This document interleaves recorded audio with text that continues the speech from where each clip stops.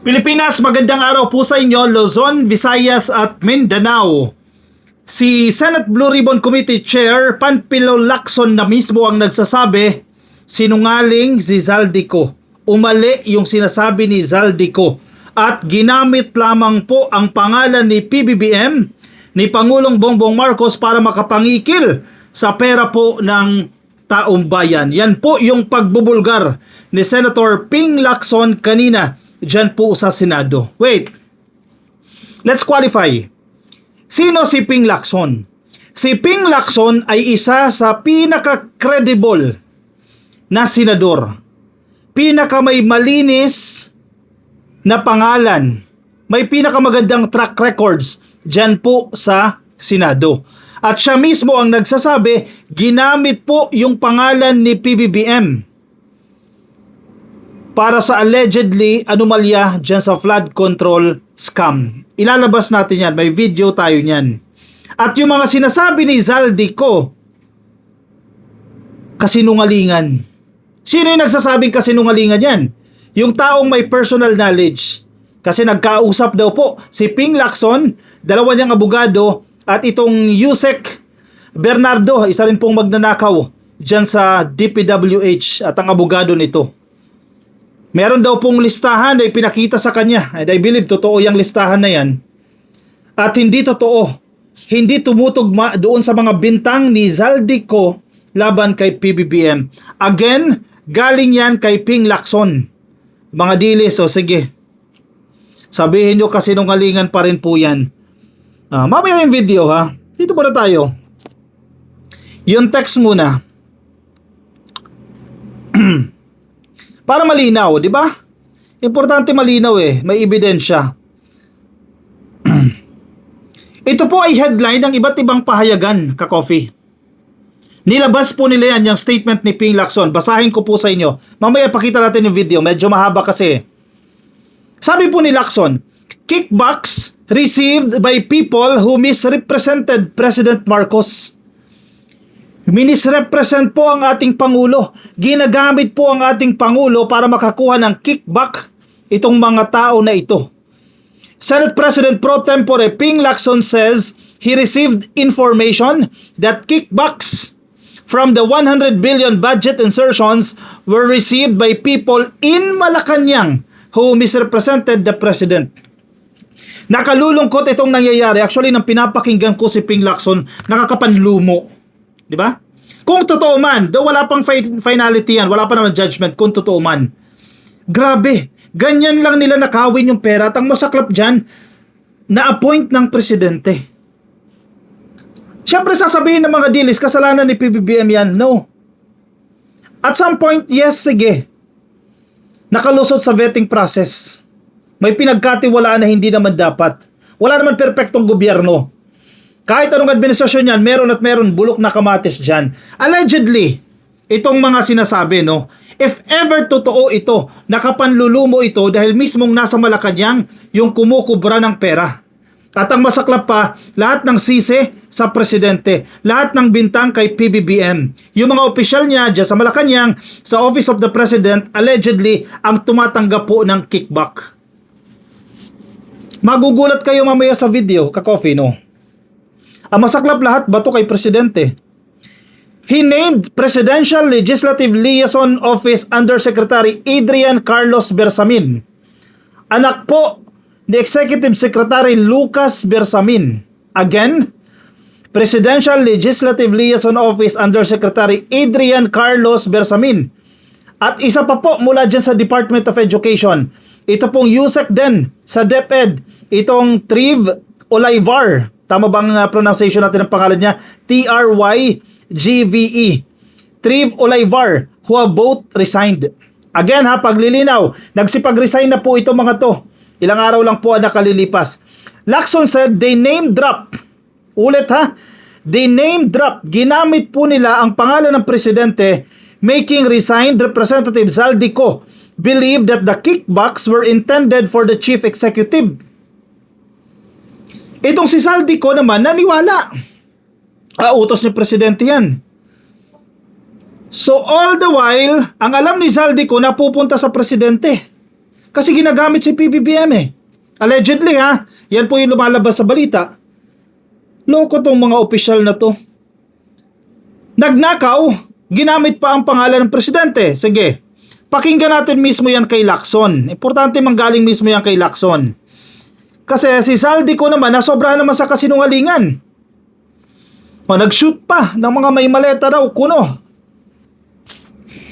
Puro naman kasinungalingan. O, si Lacson na mismo nagsasabi. Na Pakinggan natin ha. you know, I have it on good information that yung announcement na ginawa, yung statement na ginawa ni ex-congressman Saldico, na nagbintang siya na 100 billion, sinasabi niya na utos daw ng Pangulo na isingit sa BICAM. Your Honor and I both know that the 100 billion, and we went over, I know na, both of us went through the list independently or separately. And you and I agree na totoo yung listahan ng 100 billion pesos. Talaga nasingit sa BICAM. But yung sinasabi ni Saldico on social media as posted na nag-deliver siya ng 25 billion representing the 25% commission di umano para kay Presidente, that I will attest na hindi totoo. Yun talaga absolutely untrue or false. Okay. I can attest to that. Absolutely false. Absolutely not true. Yan ang sinasabi ni Lacson dyan. I can attest to that.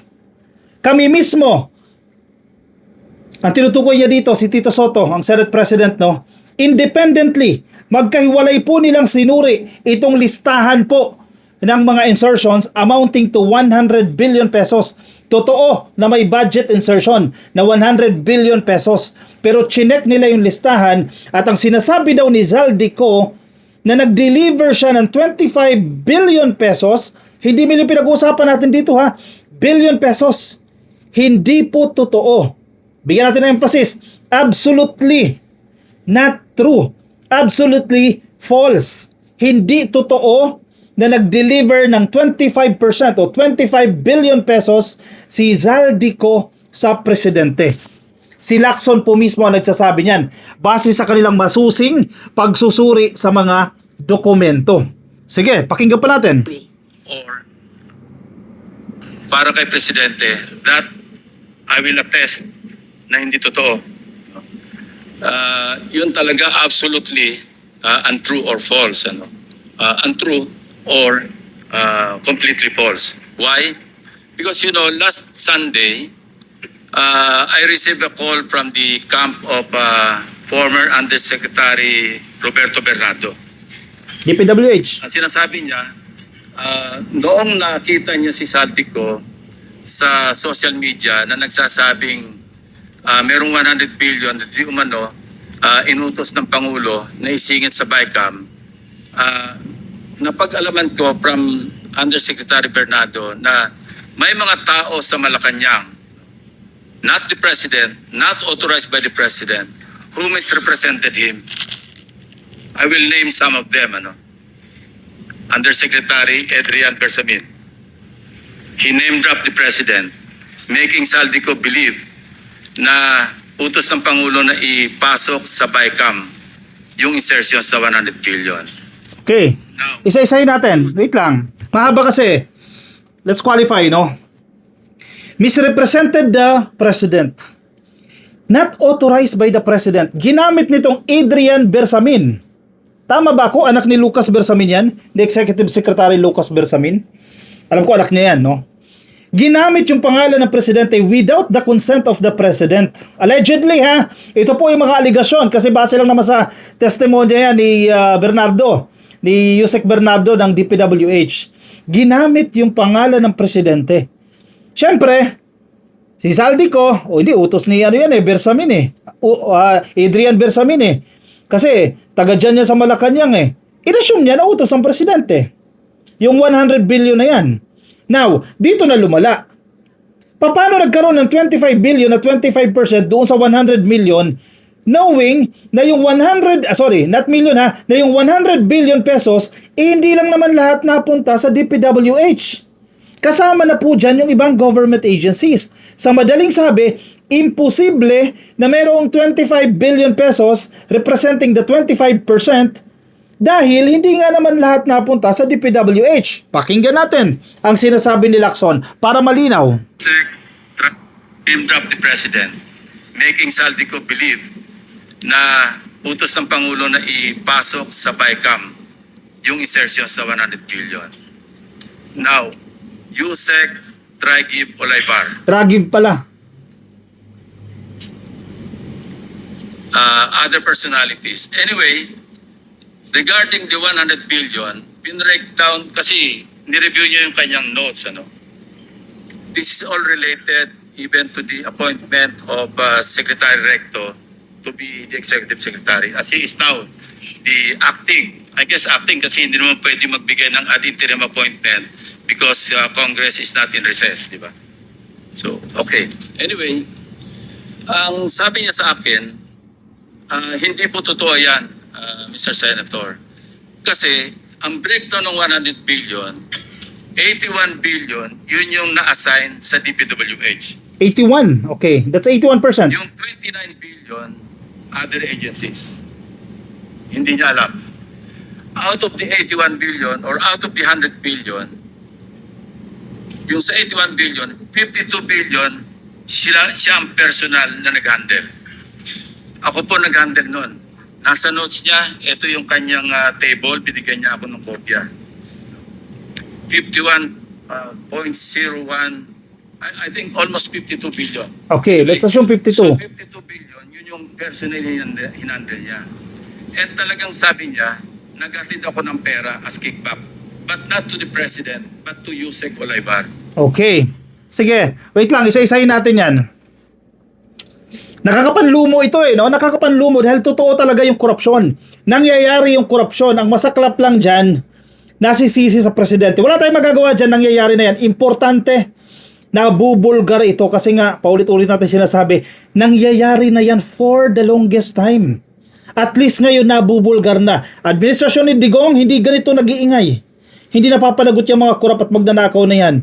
Gloria time, Pinoy time, wala kang maririnig na mga ganyang issue. Meron siguro, Janet Lim na police scandal, etc. At least ngayon, napag-uusapan, at least ngayon nabubulgar na yung ganyang kalakaran. Mayaman pala ang Pilipinas, maraming pera ang Pilipinas, ninanakaw lang na mga damuhong opisyal ng gobyerno. Nakalulungkot ito ka-coffee habang pinapakinggan ko ito kanina, no? Sige, i-discuss natin yung bagay na yan. 52 billion lamang po ang hinandle ni Bernardo. Ito yung magnanakaw dyan sa DPWH na siya mismo, umamin mismo na kumukubra ng salapi at siya mismo ang nagdi-deliver. 52 billion pesos. That's 52. Let's get the 25% na sinasabi ni Zaldico.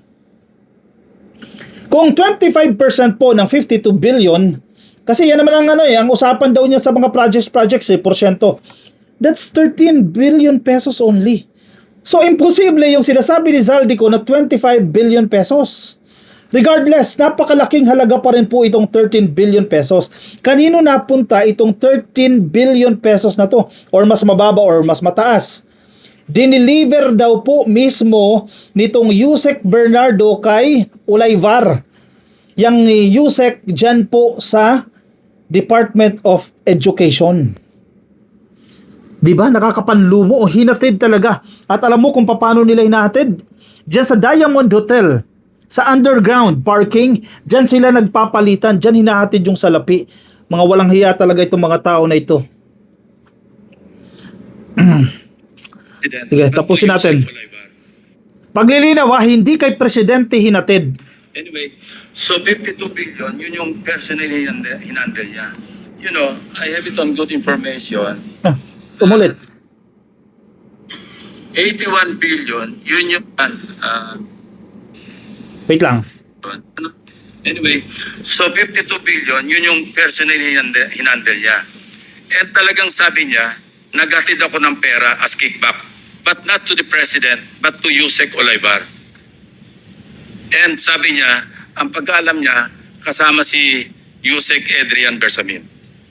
8 billion pesos, Mr. President, 8 billion. in at least 10 deliveries.